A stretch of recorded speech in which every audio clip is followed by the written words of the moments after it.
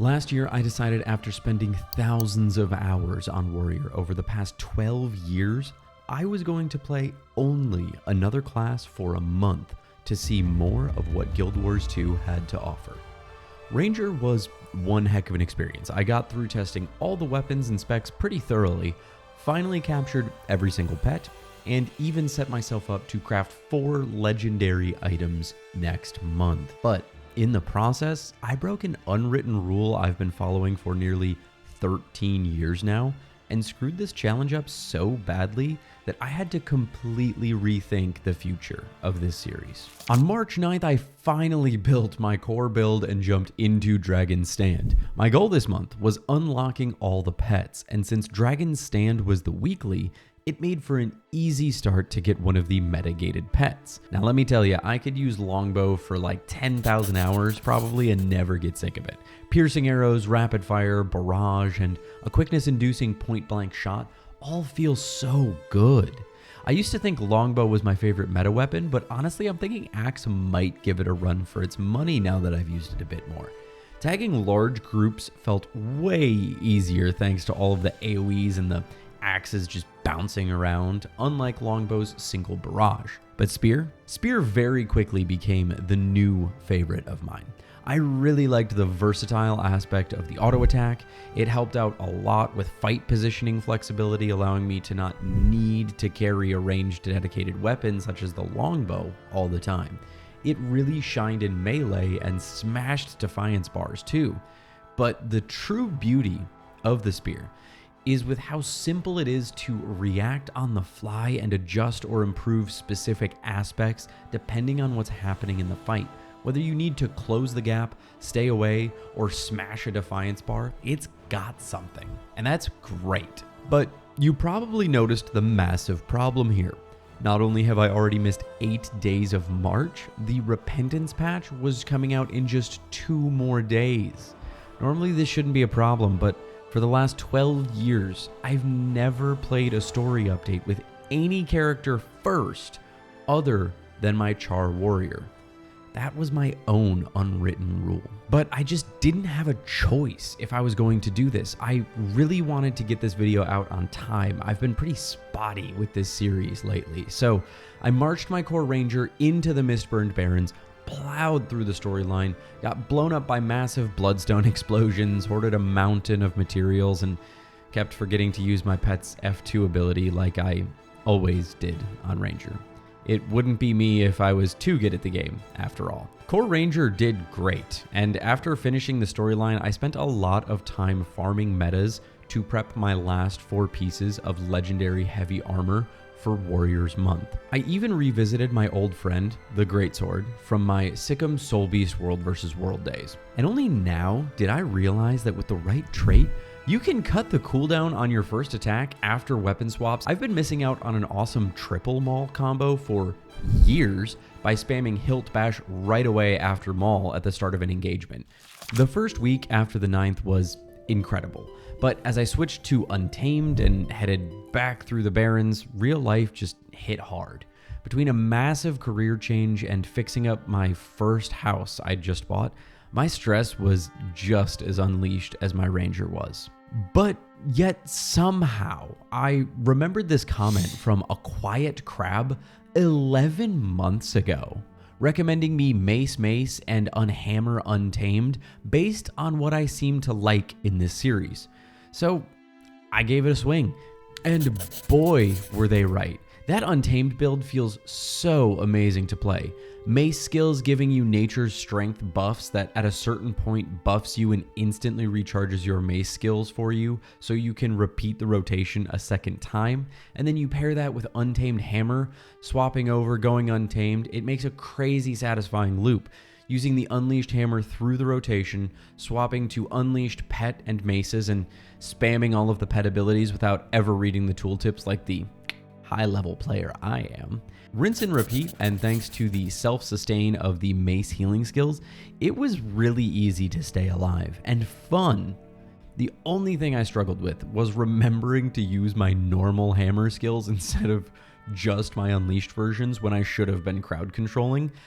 So I just said screw it, hammer just stays unleashed unless I've got a break bar to deal with. And even then I couldn't remember most of the time. But as much fun as I was having, the month started to fall apart. I barely got any playtime on Druid. I think I logged maybe 4 hours, and Soul Beast, despite me using it in the past, didn't really manage to grab me much either and bring me back to the game. And by the end of March, I had maybe 3 clips and barely any hands-on experience with 2 of the elite specs. I had a choice. Either I rush out the video just to make the video, or I redo the whole challenge to give it the time and you all the quality that you deserve. I'm gonna have to delay the Ranger for a month video. Man, my hair looked awful in that clip, but thankfully, April looked a whole lot better.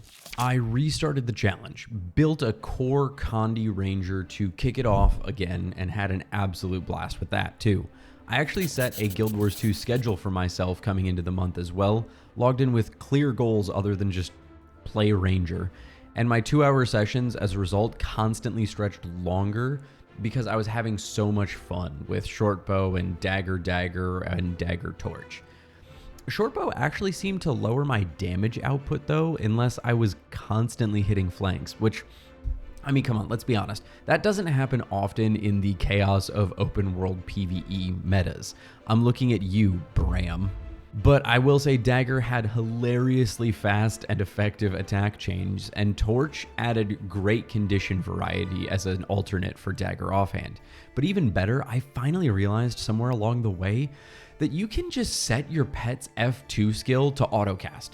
I mean, it's not a perfect idea, but it's way better than me just constantly forgetting it. At least it'll do something. When I finally made it back around to Druid in April, I was determined to give this spec a fair shot this time and not repeat March.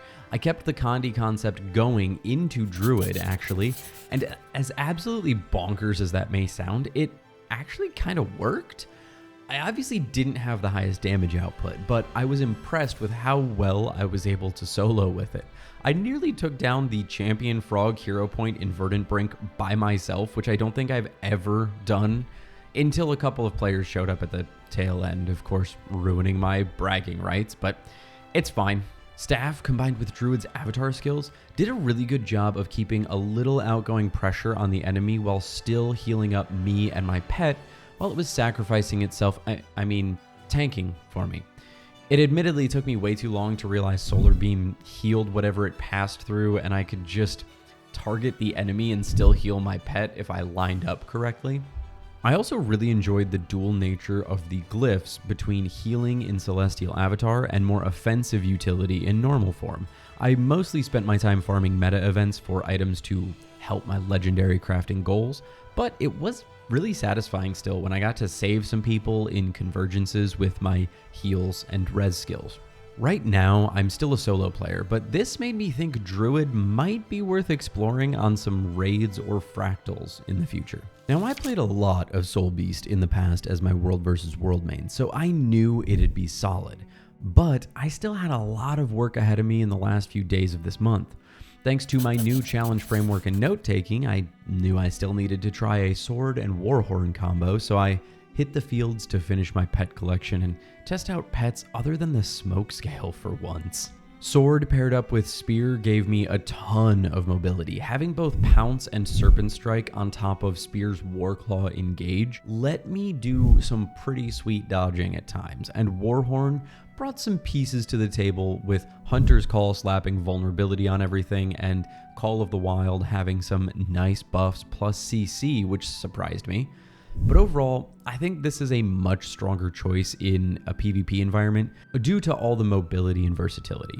It just doesn't get my blood pumping in PvE.